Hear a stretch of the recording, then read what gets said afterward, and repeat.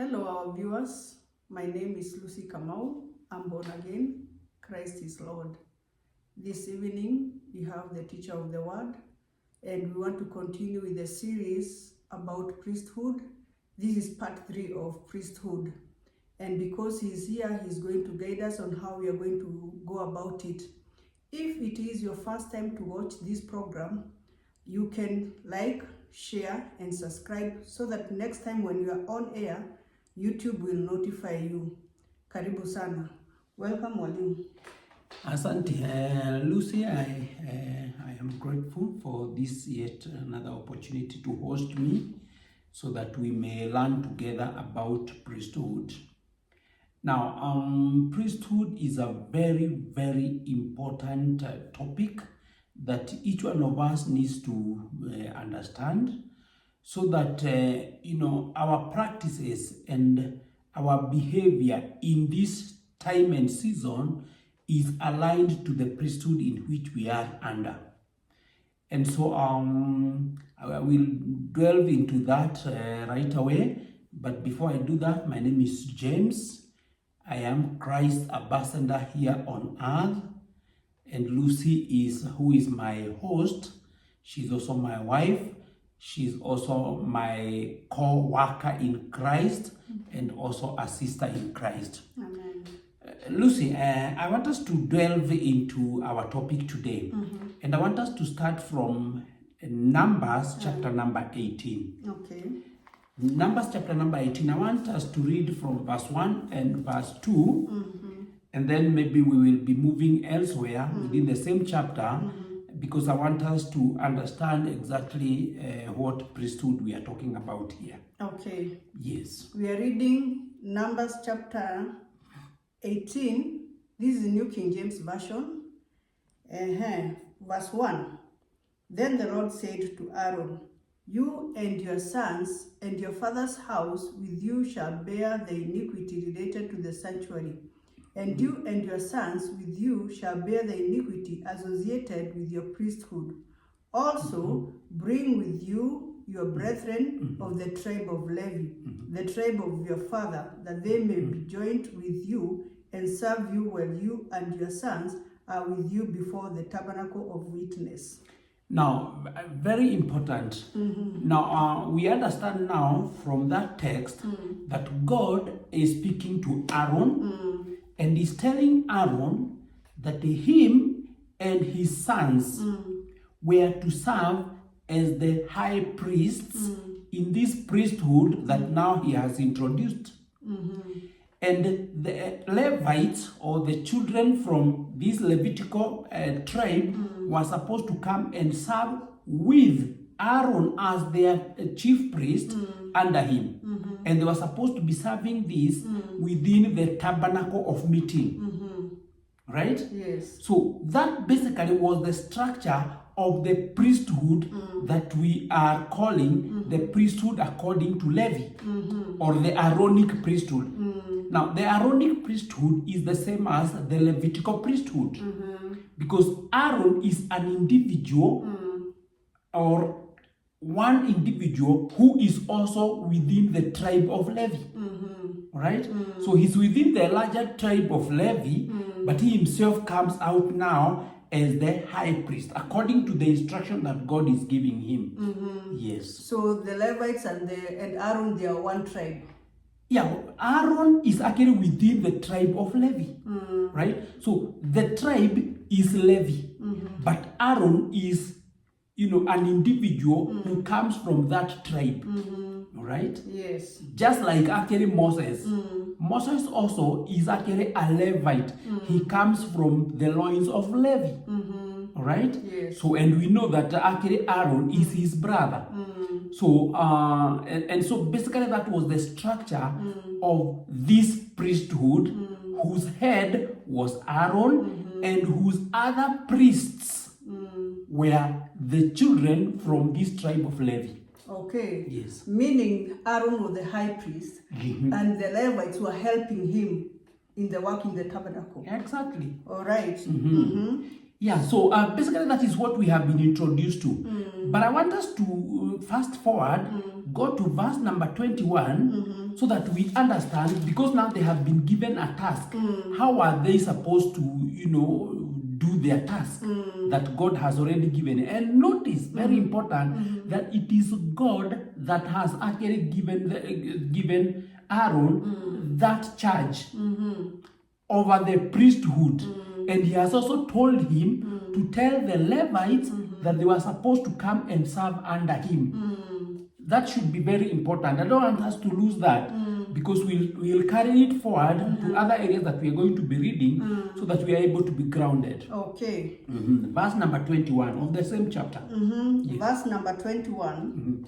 Behold, I have given the children of Levi all the tithes in Israel as an inheritance in return for the work which they perform, the work of the tabernacle of meeting. Hold it there. So we are being told here that the Levites, who we are now, remember in verse number 1 and verse 2, we have been introduced to the Levites who are supposed to come and serve under Aaron. Yes. Now we are being told how they were supposed to be facilitated to do that.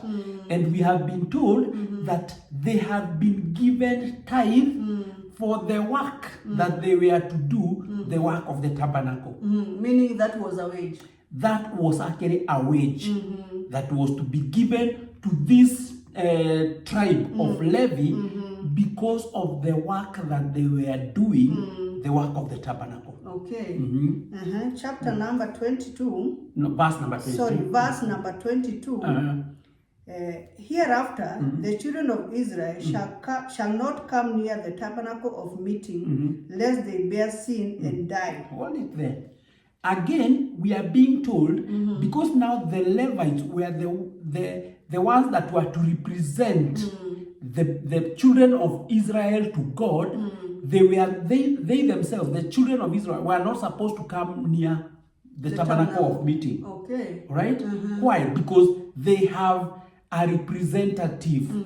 All right? Yes. Or a go-in between. These Levites were going between the children of Israel and God. And that is why the instruction here is that they should not come near the tabernacle. Why? Because they have somebody who is representing them in the tabernacle. Okay. Verse number 23. But the Levites shall perform the work of the tabernacle of meeting, and they shall bear their iniquity. They shall bear their iniquity. In other words, the Levites will bear the iniquity of the children of Israel. Okay. Yes. It shall be a statute forever. Thereafter, your generation, and that among the children of Israel, they shall have no inheritance. It is very clear. It is the children of Israel that are being given this instruction. It is not just anybody else. Right? Yes. Why? Because they were the ones who were supposed to be represented in issues concerning God by these Levites. Okay. All right? Yes. Yes. Verse number 24.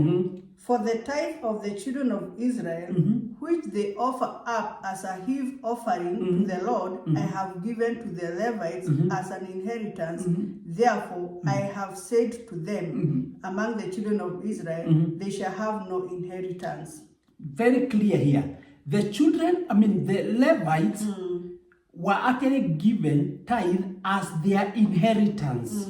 In other words, they were not to share in the inheritance that the other 11 tribes was to be given when they crossed over the Jordan. Because the other ones were actually given pieces of land. And if you want to understand that, you can read from the book of Joshua. Joshua is giving all those tribes, in the 11 tribes, their portions. But for the Levites, they were not to share in the inheritance. Why? Because their inheritance was supposed to be the tithe from the 11 tribes. Okay, what I'm getting here, the instructions are given to the children of Israel. Exactly. So the Gentiles of those days were not among the instructions. Exactly. All right. That's why it's very clear. By the way, when you read that portion of the Bible, it tells you clearly how the tithe was supposed to be appropriated and by whom it was supposed to be given from. Because it's clear that the 11 other tribes were supposed to give their tithe to this one tribe of Levi, right? Because of the work that they were doing, the work of the tabernacle. And because they were the ones who are representing them to God. Okay. Right? Yes. So that was verse number 24. Yes. So it's very clear here again that we see now why now tithe was being given. Now if we now fast forward again to the book of Hebrews. The book of Hebrews chapter number 7. In the book of Hebrews chapter number 7, maybe I will request just we read from verse number 1 because there is an element that is being mentioned here, the element that we have just looked at, which is the element of the tithe that will be mentioned here. But I want you to realize one thing, that the writer of Hebrews at this point is not talking, his subject is not the tithe, but there is something that he wants to show us. But then let's read so that we understand. We're in Hebrews chapter number 7 from verse 1. Yes. For this Melchizedek, king of Salem, Yes. priest of the Most High God, who met Abraham returning from the slaughter of the kings and blessed him, to whom also Abraham gave a tenth part of all, first being translated king of righteousness, and then also king of Salem, meaning king of peace, without father, without mother, without genealogy, having neither beginning of days nor end of life, but made like the Son of God, remains a priest continually. Now, again, we are told that this Melchizedek remains a priest continually.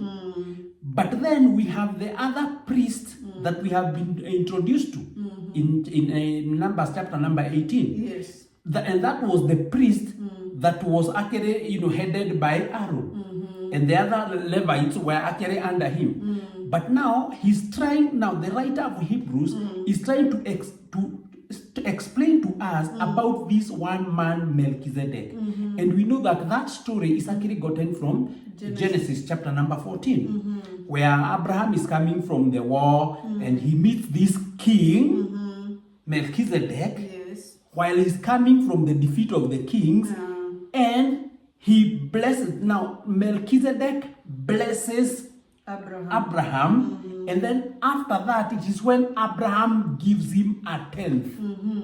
So the blessings first. It is a blessings first. But what have we realized in the past in our religious systems? You are told, give so that God will bless you. Yes. But in the case of Abraham and Melchizedek, Abraham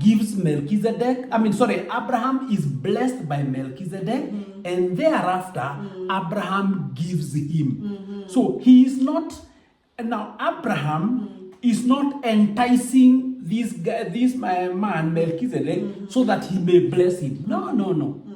He actually, Melchizedek first blesses him, and then Abraham gives him a tenth of the spoils. I want you to not to forget. All right. Let's continue. Yes. Verse number 4. Now consider how great this man was. Which man? The man is still Melchizedek, right? Lest we get lost along the way. Yeah. The man that he's talking about here is still Melchizedek. Now we are being told, consider how great this man. Was. Now, why the greatness? Because Abraham has given him a tenth. And the writer is going to be explaining to us why that became very important. I repeat verse number 4. Yes. Now consider how great this man was, to whom even the patriarch Abraham gave a tenth of the spoils. And indeed, those who are the sons of Levi, who received the priesthood. Who received the priesthood? Now, remember, we have been told who received the priesthood. Now it's very clear from the numbers that we have already read, Yes. that priesthood was given to Aaron and the Levites. Yes. Yes. Just go back. And indeed those who are of the sons of Levi, Of the sons of Levi, who received the priesthood, have a commandment to receive tithe from the people according to the law. According to the law. So they were supposed to be given the tithe. And what was the tithe for? The tithe was for the work that they were doing in the tabernacle. Yes. That is from their brethren. From now, the writer is very categorical. From whom these Levites were to receive the tithe. Though they have come from the loins of Abraham. So though they have come from the loins of Abraham, but he whose genealogy is not derived from them received tithes from Abraham and blessed him who had the promises. Who had the promise? Now, who had the promises? It is Abraham that had the promises of God. All right? And now we realize that this Melchizedek is blessing somebody who the other Israelites held with very high esteem. Why? Because he's the one who was holding the promises of God. Yes. That is how serious they held Abraham, right? But now we see something that is, that is unique. That now Melchizedek blesses Abraham, right? And Abraham gives him a tithe. Though now the children of Levi are not born at that time. They are still in the loins of Abraham. Right? So it is like they also gave tithe. Why? Because they were in Abraham. And we are going to see why he's bringing that analogy. Okay. Yes. Verse number 7. Now beyond all contradiction, the lesser is blessed by the better. Now beyond all contradiction, the lesser is blessed by the better. Now, if we now just hold it there, because I don't want us to pull other stories to come and feel what we are supposed to be listening. Because here we are supposed to be listening to what the writer is talking about. Yes. So who is the lesser and who is the better in this story here? Of course, we have been shown because Melchizedek blessed Abraham and Abraham gave him a tenth, it means that Melchizedek is better, and Abraham is the lesser. Yes. Verse number 8.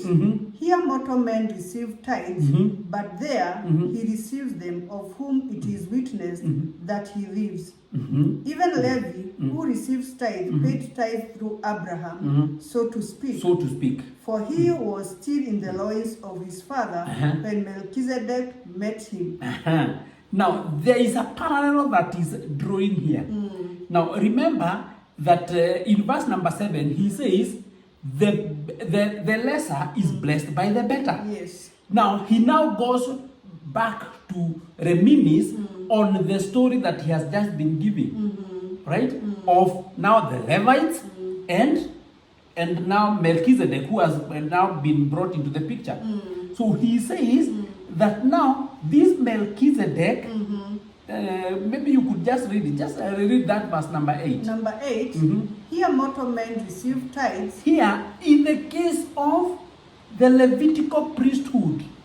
Okay. Not here. I mean, but I thought when the writer says here, it is here in my church, my pastor, he's the one who receives. Or what is it? And let's get it from the Bible. Maybe we can read it from the Amplified Bible. And I will request that we read from the Amplified verse 7 and verse 8. Okay. I'm reading from Amplified Bible. Verse 7. Yet it is beyond all contradiction that it is the lesser person who is blessed by the greater one. Furthermore, yes, here in the Levitical priesthood, tithes are received by men who are subject to death. Tithes are received by men who are subject to death. Now, who are these men who receive tithes? Remember, we read that story from Numbers chapter 18 from verse 21. And we were told that in the law, it is only the Levites who are supposed to receive the tithe. Yes. Because that was their inheritance. So, and we know that they are mortal. While there, in the case of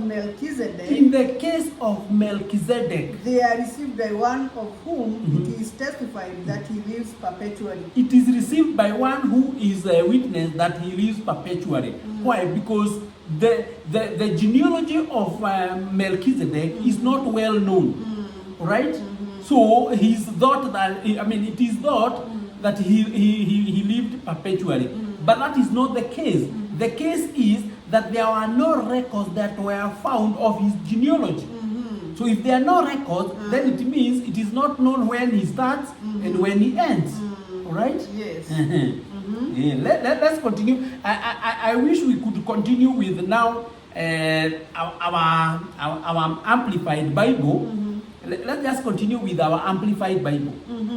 We are now in verse number 9. Verse number 9. Yes, number 9. A person might even say that Levi, the father of priests tribe, himself, who received tithe, the tenth, paid tithe through Abraham. Yeah, it can be deduced that Levi, because he was in the loins of Abraham at this time in the story of Genesis, it can be assumed that he actually paid tithe through Abraham, so to speak. So what does that mean to us? That now if you look at the seniority, we see now the Levites are down here, then there is Abraham, because they were in Abraham. Yes. And Abraham is giving tithe to Melchizedek. So Melchizedek is up here. Because according to verse number 7, he says, the lesser is blessed by the better. So who is the better in this case? The better in this case is Melchizedek. Yes. Then Abraham. Then the Levites, because they were in the loins of Abraham. Verse number 10. For he was still in the loins of his forefather Abraham when Melchizedek met him. That is Abraham. Yeah, he has explained that, and I don't think I need to belabor that. Now, verse number 11. Yes. Now, if perfection, a perfect fellowship between God and the worshipper, had been attainable by the Levitical priesthood, for under it the people were given the law, why was it further necessary that there should arise another different kind of priest, one after the order of Melchizedek, rather than appointed after the order and rank of Aaron? Look at that. Look at that. So again, we are being told if perfection was through this Levitical priesthood, right? Then it means that there was no need for another priesthood to arise. Because it was already perfect. Yes. But then we are told, if perfection were through the Levitical priesthood, because under it, the people received the law, because the law was given through the Levites, Yes. there was no further need for any other priesthood to arise, which was now coming in the order of this one man, Melchizedek. And I want you to note, it is in the order of. What is the order? The order here is that his genealogy is not known. All right? Yes, that is the order. And please, I know some people have assumed that Melchizedek is Christ. It can never be further from the truth. Yes. Melchizedek is not Christ. Melchizedek was a king of a place that was called Salem, which later became Jerusalem. Right? Yes. So he is not. Now, the priesthood that is of Melchizedek is in the order in which genealogy is actually not known. Yes. All right? And we can be able to tell here that it was ranked higher than the Levitical priesthood. Yes. Yes. So verse number that was verse number 11. Verse number 12. 12. For when there is a change in the priesthood, For when there is a change in the priesthood, there is of necessity an alteration of the law. There is of necessity an alteration of the law. Concerning priesthood as well. Concerning priesthood as well. Now, one of the elements that we have touched briefly is the tithe. Yes. Because tithe was actually an element that was incorporated into the Levitical priesthood. And we have seen why the tithe was being given. It was given as a wage for the work that they were doing in the tabernacle. Yes. So when that law is changing, now I want you to be very keen here. When that law is changing, the law that guided the Levitical priesthood, it means even this one element that guided them was also taken out of the way. Please, could you read that verse number 12? Yes. For when there is a change in the priesthood, there is of necessity an alteration of the law concerning priesthood as well. There is an alteration of the law concerning priesthood as well. So what does that tell us? Verse number 12 tells us two main things. That the priesthood changed. Yes. And so it necessitated the law to also change. Yes. So, and one of the elements within the law was the tithe. Yes. Meaning that if the law changed, then tithing was also changed. So we don't have tithing in the new Melchizedek priesthood because the tithe was only within the Levitical priesthood. Somebody may ask, maybe, I can already see a question coming, but we see Abraham giving tithe to Melchizedek. Yes. Was that before the law or after the law? Before the law. It was before the law. Yes. And now the writer is talking about within the law. The law. Okay, because the Levitical priesthood was the priesthood that came with the law. Right? Yes. According to verse number 11. Yes. So we cannot talk about that tithe thing. But by the way, that was not a practice. One thing that we also need to know. That was not a practice. It is a one-off. Right? Unlike now, in the case of the Levites. Yes. It was supposed to be a wage. Wage is given, regularly. Yes. It is a practice that a wage has to be given, within a particular given period of time. Yes. Right? And we'll be looking at that maybe when we'll be coming to tithing. But you realize here, it's very important that what is coming out here is that we had the Levitical priesthood, whose high priest was Aaron and his sons, and whose other priests were actually the other Levites. Yeah. Right? And now we have been introduced to another priesthood which is in the order of Melchizedek. Yes. And there is something that is also coming out very clearly, that when the priesthood changed, there is also of necessity the change of the law. Yes. I want you to, if you forget everything else, please don't forget this, that the law, the priesthood changed, and so that necessitated the change of the law. I hope it is clear, brethren. Yes, yes. Because the moment we understand this, then as we progress to our next level, where now we'll want to understand which is this now Melchizedek priesthood, we'll be able to be clear on where we stand. Yes. All right. Thank you so much, Mr. James. Yes. Thank you for that episode. I hope my learners, you have captured something, because we started in the book of Numbers and we saw how the priesthood was. We saw that the high priest was Aaron, and he was told to come with his brethren, the Levites, to help him in the work of the tabernacle. And we saw that the other tribes, the 11 tribes, were to give a tenth for the wages that the Levites were performing in the tabernacle. We have also seen another priesthood in the book of Hebrews in the order of Melchizedek. And we have seen in this case that Abraham gave a tenth of the spoils, not of his blessings, but of the spoils after the defeat. And we also see that Melchizedek blesses Abraham before even Abraham thinks of giving him the tenth. So it is Melchizedek blessing Abraham first, then Abraham gives a tenth. And we have also noted that was not a repeated thing. It was one-off. So he did it one-off. And this one, he did it before the law was given, because we read that in Genesis 14 when Abraham gave that tenth. So it was not a practice, it is not in the law. And we have seen also that the priesthood was changed. And after the priesthood was changed, there was necessity of the law to be changed. Yes, as we continue with this series of priesthood, I know the episode is getting better and better, and I know we are learning. Let us continue to tune in so that we may continue to learn. Like this program, share and subscribe so that you may be notified every time that we are on air.